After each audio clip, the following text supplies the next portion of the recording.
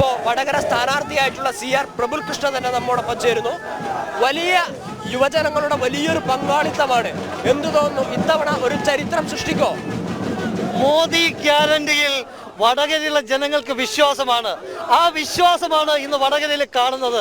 വടകരയിൽ ഉണ്ടായിട്ടുള്ള വികസനം എന്ന് പറയുന്നത് നരേന്ദ്രമോദിയുടെ വികസനം മാത്രമാണ്. ആ വികസനത്തിലാണ് ഈ തെരഞ്ഞെടുപ്പിൽ വോട്ട് ചെയ്യാൻ പോകുന്നത്.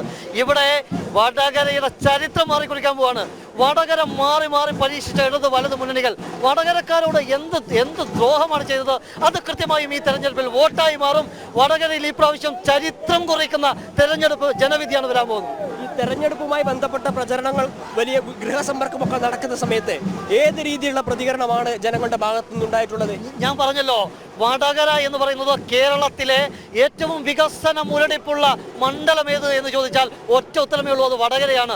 വടകര തിരഞ്ഞെടുക്കപ്പെട്ടവർ വടകരയെ നോക്കിയിട്ടില്ല. വടകരയുടെ ആരോഗ്യ മേഖല, വടകരയുടെ തീരദേശ മേഖല, വടകരയുടെ മലയോര മേഖല, ഓരോ മേഖലകളിലും ഇവിടുത്തെ ചെറുകിട കർഷകന്മാർ, വ്യവസായ സംരംഭങ്ങൾ, ഇവിടുത്തെ തൊഴിലാത്ത ചെറുപ്പക്കാർ, ഇതെല്ലാം വടകരയിൽ ചർച്ചയാണ്.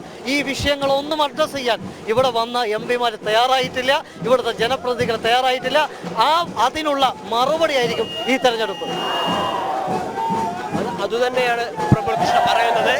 ഇത് ഇത്രയും നാളും ഈ വടകര ലോക്സഭാ മണ്ഡലത്തെ ഭരിച്ച ഈ ജനപ്രതിനിധികൾക്കുള്ള മറുപടിയായിരിക്കും ഈ തെരഞ്ഞെടുപ്പ് എന്നാണ് സ്ഥാനാർത്ഥി പറയുന്നത്.